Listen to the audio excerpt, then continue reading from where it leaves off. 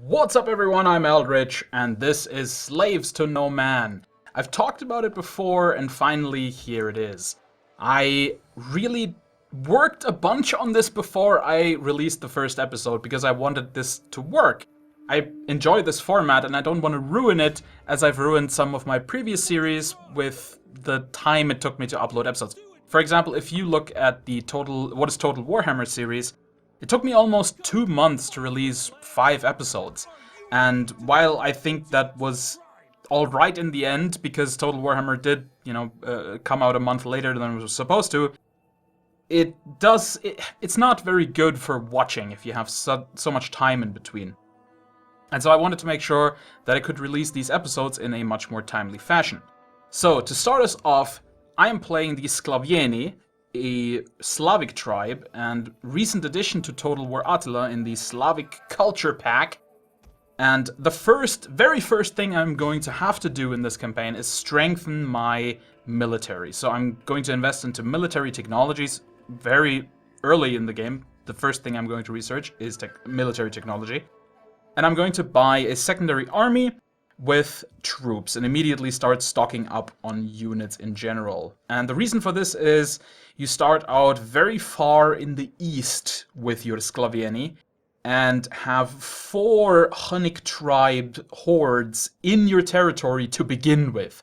And there's another one in the shadow to the east. So there are a lot of Huns here. And if you don't increase your military, I tried playing the Anteans once and I got my butt kicked because there's just so many damn Huns. And yeah, so this is the first thing that I just have to do to stay alive here. I decided to buy some heavy sword infantry mercenaries in my secondary town, simply because they're going to add a significant combat strength to my defenses. Because the Hunnic forces are mostly horses and archers, and so having some heavy sword infantry is going to be slightly better than just unarmored levy spearmen. But still, of course, having a bunch of spearmen is great. It's just you need the sword infantry to add that extra bit of damage that is going to win you the battles, hopefully. So, what exactly is this series? What is Slaves to No Man? Well, it is, in its essence, kind of a Let's Play, but then really not, because I have already recorded most of the footage, and I'm basically editing it together. I'm cutting out all the boring and dead bits instead of filling them with useless banter as you would generally in a Let's Play. Yes, my thoughts aren't as live as they would be in a Let's Play, but they're still pretty fine. Now, these 2 cities here are going to be my first target, because my goal in this particular series is to basically do what the Sclaveni did in real life only a couple years later. So, in the real history of the world, in 500 so-and-so AD, the Slavic tribes invaded the Balkans. And the Sclaveni ended up settling most of what is modern-day Croatia, Serbia, Bosnia, Hungary, and Slovenia. And I want to capture those territories, and once I have done that, that will be the end of this campaign, because I will have achieved my mighty victory. Still gonna be hard enough, because I'm gonna have to fight against a lot of Huns and a lot of Romans. So don't think this is an easy walk, and, there's also a certain difficulty to this. Beyond that, we are basically just going to try and get this done as quickly as possible, I suppose. So we're not going to dawdle around too much. I'm going to try to secure my position against the Huns and then march west. And the first thing that I'm going to have to do, of course, is get a bit of a family going, because Vladislav only has 1 child. And in Attila that can be a problem, because you kinda need to keep the throne in your family, otherwise everything falls apart. And so I adopted my first general that I promoted, Mladen, and since he doesn't have a wife, that's the first thing we have to do. We have to get Mladen a wife. However, Svrdrako, another one of my noblemen, is a bit unhappy with me, the jerk. And I think I'm going to choose prepare our defenses when it comes to this Hun mission. You have two choices you can make, and either take it to the Huns, and you get a whole bunch of attacking bonuses. I choose the defense. Sadly, Mladen didn't find a wife, the disgusting hunk. But yeah, I don't want to take the fight to the Huns, I want to defend, because these Slavic tribes are really good at spearmen. They have some really damn solid spear infantry. Even their basic levies are really strong, and they just keep being the best spearmen in the game, really. But that doesn't really lend itself that well to an attacking strategy, especially not against Huns, because their armies tend to be pretty fast on the map. So we're gonna have to finagle around a little bit and try to attack them when they are in bad positions, and otherwise just sit in our cities for a while and just defend. There's just so many Huns, there's not really any choice in this. So I decided to grab some mercenaries and take out these stupid Badinians, because they're loitering next to my city and I just simply can't have that. And with getting a few mercenaries, I basically just make it so that I have cheap troops for a while that I can then get rid of, because I don't really have to care about them that much. And I also can throw them away a little bit more in the battle. One of them was luckily actually a unit of onagers. I don't generally like taking onagers in my armies, but when they are mercenaries, I do, because, well, I'm gonna get rid of them again. So the ridiculously high upkeep cost doesn't deter me all that much. And they are very good early game at dealing with sort of the stalemate that arises of two armies having their infantry stand against each other and just sort of waiting it out with their archers firing. The onagers that just do so much damage that, and you'll see this here, they punch right into this enemy unit and take out like 5 or 6 dudes at once. Bam. And because of that, they just allow me to stand here for a while and actually win the ranged battle, because, well, I just have the stronger firepower. This silly enemy is going to try to flank me with his cavalry. He played that really well, though. He went into the forest, because that's not going to be that great shooting there with my onagers. But I'm not quite sure what he's planning, because I have so many spearmen and pikemen that cavalry is really just not going to be all that scary. I do make a bit of a mistake. I don't tell these spearmen to quickly reform, and so he actually gets a bit of a drop on me, and with the charge bonus manages to kill quite a lot of my spearmen. So it's a bit unfortunate, but I do have so many spearmen that I can just send in the other unit and make sure that I definitely win this engagement in the long run. Now, the other thing I do want to do, as I said, is I want to talk about history and about mythology. Things I know quite a bit about, you know. So today, the first little bit of a knowledge bomb that I'm going to drop is about the name of the Slavs and the similarity to slaves and slavery. So the concept of slavery is, of course, ancient, right? We have historical evidence from over 8,000 years ago of people having slaves, or owning other people, basically, as, you know, chattel.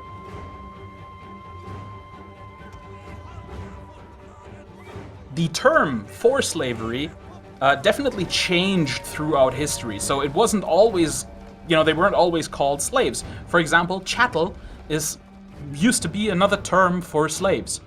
And the word slaves, and in German it's, for example, Sclaven, and in Danish it's Slaves, that comes directly from the Slavic people.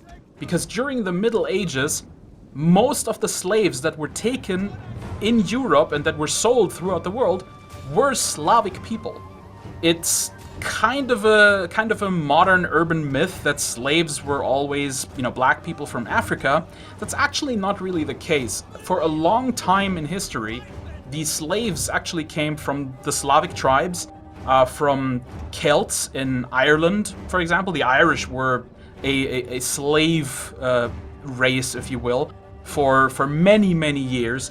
And the same is true for the Slavic tribes. They were mostly taken as slaves by Vikings from the Danish and the Geats and Utes. And they were also taken as slaves by Arabs and Turkic tribes, such as the Avars. The Avars are pretty famous for taking a lot of slaves when they went about conquering territory. The Byzantine Empire also took a ton of slaves, and once they stopped getting their ass kicked by the Slavic tribes, which happened in the beginning, they also took a lot of them as slaves. And so yeah, that is actually where that term, or where the modern term for slaves originates, in the practice of taking a lot of Slavs as slaves. That, of course, stopped happening a little bit more, but the reason so many Slavs were taken as slaves is that they were very, very stubborn people, if you will.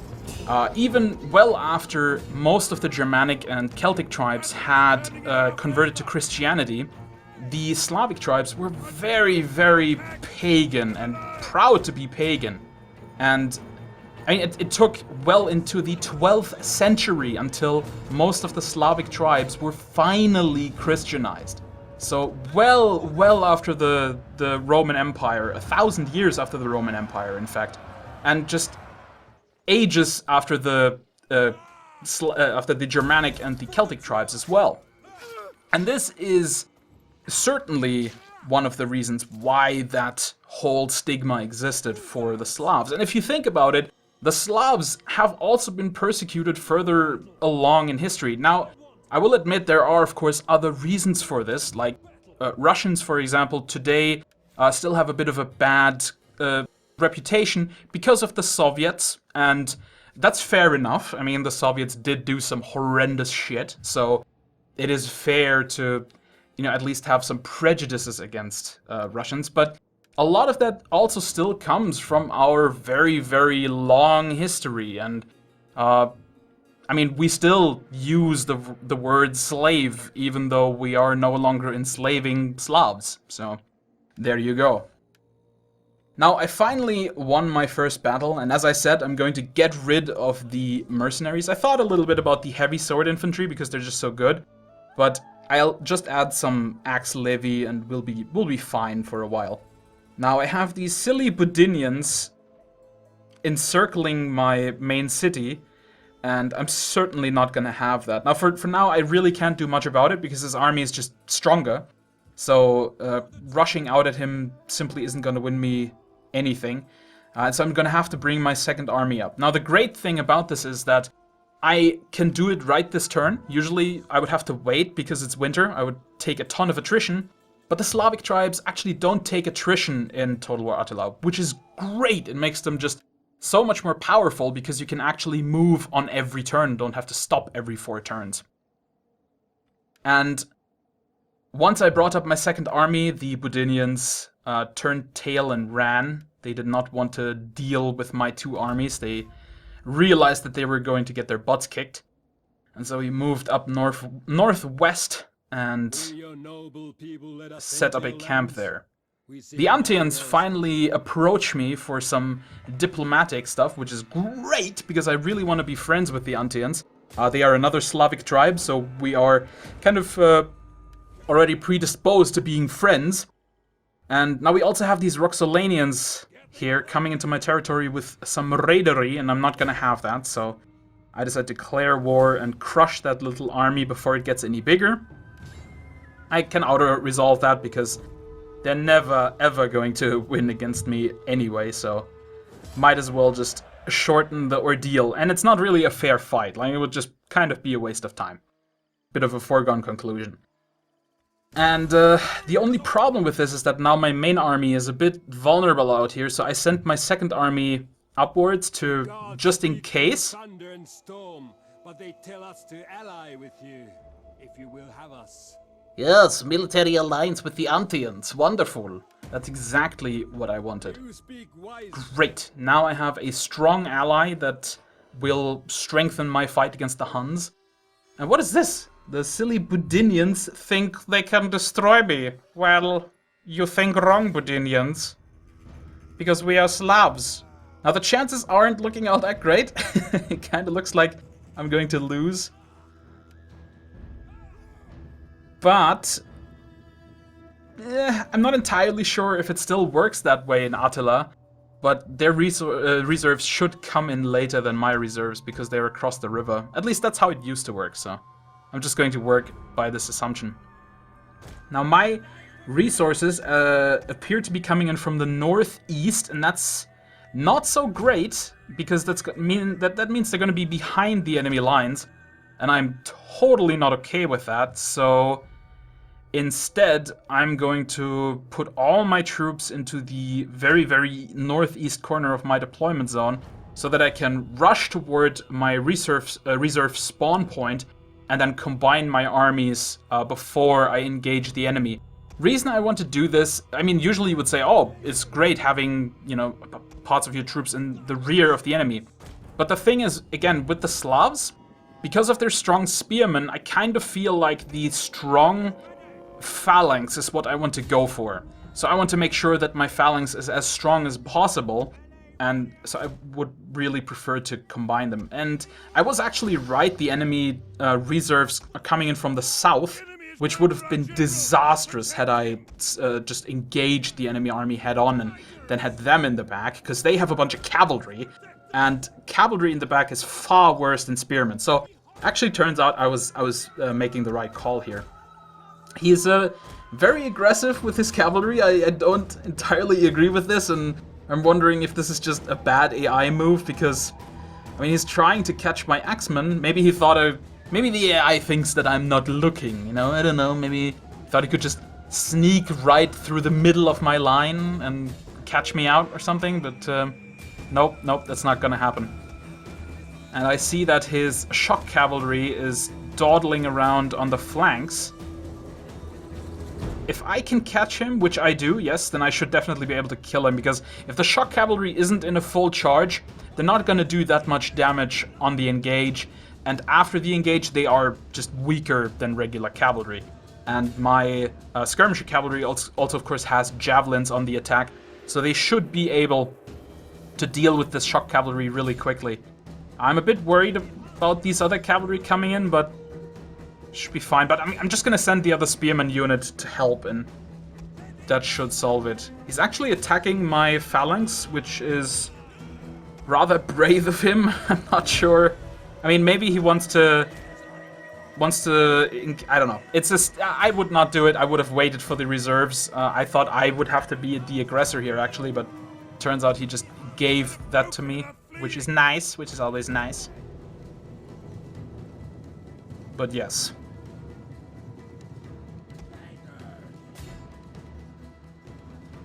I really want to try to kill his general before his reserves actually even reach me, because if I can do that, I can weaken their position so much that the reserves simply aren't going to do that much anymore. They're just going to crumble if I do it right, of course. So I really want to try and push for that and see that I can get the general deadened. I've killed most of his cavalry, which is really, really nice. I've got a lot of his infantry wavering already. All my cavalry is freed up, so I can actually go for his archers now, which is fantastic. I got his general on the run. Sadly, I did not kill the general. That would have been wonderful. So maybe I should try with my cavalry to go after his general. But then again, those archers just look so juicy, and while they don't have anyone protecting them, it would just be such a good idea to get rid of them. But oh, his general is actually coming to fight by himself. Isn't that nice? Well, we should greet him accordingly and cut off his silly head. Just gonna kill all of these archers before his reserves are here. His reserves are still on their way, by the way, so I definitely made the right call here, combining my army and crushing his main force. And yes, killed the enemy general. That's perfect. That should really get everyone else to be much more open to the idea of just running for their lives. Come on, charge those other archers, then they should be running as well. Get the last couple of spearmen running. Perfect. One of my units is running away, but that's okay. It's just a spearman unit. Now here comes his supporting cavalry, but that's great because my spearmen are all freed up, so I just have to make sure that I can get my general behind my spearmen because I do not want to lose my king to these silly cavalrymen. That's probably one of the biggest weaknesses of the Slavs in this early game sort of situation, is that your general is so vulnerable because the general's unit is an axe warrior unit, and that they're not even that good. Like they're not very well armored and just in general feel rather weak. So it's dangerous. It's dangerous to go alone with the general. I'm actually pretty reluctant to fight at all with that general's unit. But yeah, mopped up those cavalry units, and now it's just a bunch of remaining just chaff. He's got a few more spearman units, one horse archer unit. That one is gonna be annoying to catch, I guess, but we're gonna manage.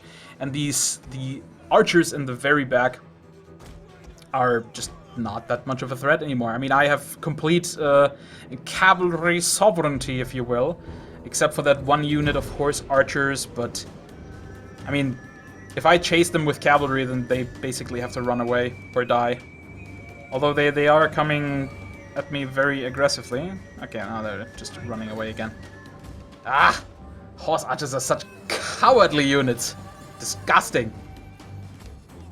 But so far, I'm actually quite happy with the performance of the Slavic troops. I think that their morale is seems to be pretty decent, and they are definitely hardy. I can definitely feel that the basic spearman units that you get are very good. I mean, at this point, I already have the first spearman upgrade. I rushed for that, and it has paid off magnificently. I mean, there are still some levy spearmen in this setup, but most of them are actually already the full spearmen, and so they have some armor, they have some experience, they have pretty decent morale, and all in all, it's just fantastic. Now, when it comes to cavalry, of course, I am not gonna have that much awesome stuff. Raiders, I think, is as far as it goes. So skirmisher cavalry, kind of just like the Germanic tribes. They also pretty much just have skirmisher cavalry. But I like skirmisher cavalry. It's a good unit type. So I'm not too miffed about it. Well, we're just coming to the end of the battle here as well, and as such, we could basically already call ourselves the winner. There we go, that's the battle won. Yay! Now we just take a few captives, I suppose, so we can refill our troops' health a little bit. And then all that's left is basically just crush these two armies as they run away, because I mean, he attacked me on his turn, so I get to retaliate and crush his armies, which is awesome. And I'm definitely going to make use of that as well, because I do not want these Badinians to fill back up and be a nuisance anymore. So, gonna cut off his head in rather brutal fashion. And then we are going to move on to kill the other Badinian horde. And at that point, we're also going to close this video up very soon. So I really hope you enjoy this format. I'm still not perfect at my narration, if you will. I'm still working on it, but I do really like this format. I enjoy it a lot. I think it's fun to be able to talk about history stuff while also talking about a game that is, you know, going on, and I think I can do it better this way than if it was an actual Let's Play. So tell me what you think about this in the comments, please, and I will see you in the next episode. CloakingDonkey out!